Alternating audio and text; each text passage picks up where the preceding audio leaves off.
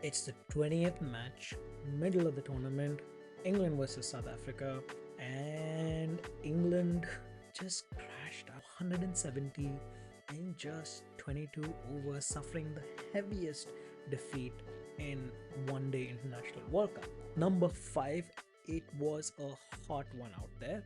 The entire Wankhede ball was at the highest bowling point, and you could see the players visibly affected by it. Like people were carrying wet towels to just calm them and just hydrating every second. Fielding, they were fielding for 50 overs in the afternoon. What do you expect from them? I think Bairstow kind of did justice with that catch, if you know what I mean. And but after winning the toss, Josh Butler opted to bowl first. Surprised everybody given the temperature. In fact, he even accepted his mistake towards the end of the match where he said, you know, in while I'm reflecting on it now, I definitely made a bad decision. So good on you, Josh. Number 4, English bowling isn't working, but the English bowlers are batting well. Wood and Atkinson, had a decent partnership. Wood got a 50. Atkinson looked good until Maharaj tricked him. I think they were just trying to get as close to the total to avoid a bad NR situation. Sorry, net run rate situation. Wood and Atkinson played a decent partnership. Wood gets a 50.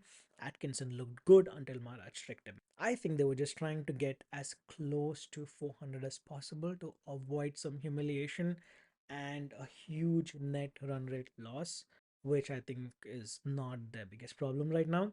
Topley's injuries caught up, and we didn't see him back on the field. That really sucked. Like apart from Kane Williamson, I feel like Topley has suffered most in terms of injuries, especially on-field injuries. Right? I think England took it a bit lightly after Miller's wicket, and they just gave away too many runs. And after that, they just couldn't catch a breath. Number 3, the South African batting, and yeah, Reza Hendricks made a special appearance, knocked a handsome 85 runs. We don't know how many matches he's going to play because Bavuma will be back anytime. It's promising to see. It's promising to see that you can just pick a player from the bench, put him out there, and he will score 85 runs. Rassi van der contributes. He looks in great shape, great form. Markram was stopped at 42 with one of the best catches on a hot day. Johnny Bairstow, fantastic job. He wobbles a little bit. Johnny Bairstow has to have some sort of a comedic element to whatever he does. He wobbles a little bit, but takes a very fantastic catch. Full credit. Love to see, when Bairstow is actually on song, on field, while batting, wicket keeping, everything. After Miller fails to stay at the crease, I figured that this South African team is going to collapse, and this is the collapse that we've been waiting for. But Miller consistently is not contributing. He just gets 5 runs. But I mean, it was bad news that Miller actually got out. And in the 37th over, they were hit with a wet sock filled with coins and soaps by Klassen and the tail ender Janssen, right? And this was it. Like it was like watching an IPL match in one kid.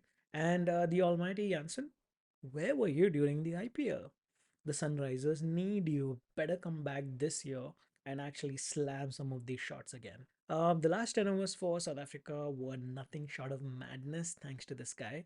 Janssen gets 75 runs. That's his highest one day international score in just 42 balls. Number 2, Klassen went berserk. Even the heat couldn't stop him. He was slower until he reached like 40 runs, but after that, he accelerated really quickly. It was a 61 ball century with a lot of fireworks. The brutality of Klassen's 109 was in spite of all the harsh heat, the humidity, the dehydration, you name it, and it was there, but he still continued to, hit the century. And you could also see the other players cramping. David, while he was cramping throughout the entire, South Africa's inning, ending on 399 for 7, and it was next to impossible. I knew England couldn't do it with the way they are batting, but it would have been the second highest successful run chase in the history, which did not happen. So Klassen's inning included 12 fours, 4 sixes, and he shared a 151 run partnership, a sixth wicket partnership, that too with Marco Jansen from just 77 balls. and one of two century stands for South Africa. One was with Reza Hendricks and the other with Janssen. Klaassen was too exhausted to get back on the field, and he was seen looking worse. He was just draped in a towel like Jesus after this, and that's it. What's up with South Africans and wrapping that towel? I think we saw Bavuma do that against Netherlands. Number one, the English bridge is collapsing. Like, England lost their top three for just 24 runs. Janssen dismissed Joe Root, David Milan, and Ngidi got Bairstow.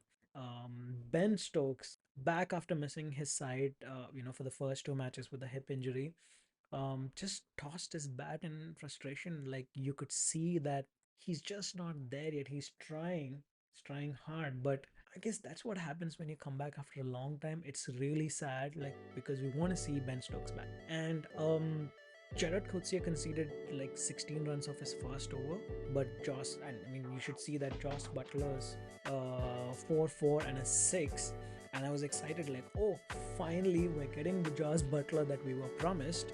But then Coetzee responded with two wickets in the first three balls of his next over, and he had the England skipper caught behind, and then Harry Brook just went on his way. The result returned South Africa to its winning ways. There was a shocker of a defeat against Netherlands, but it feels like now they're back. Big scores. Now they're back.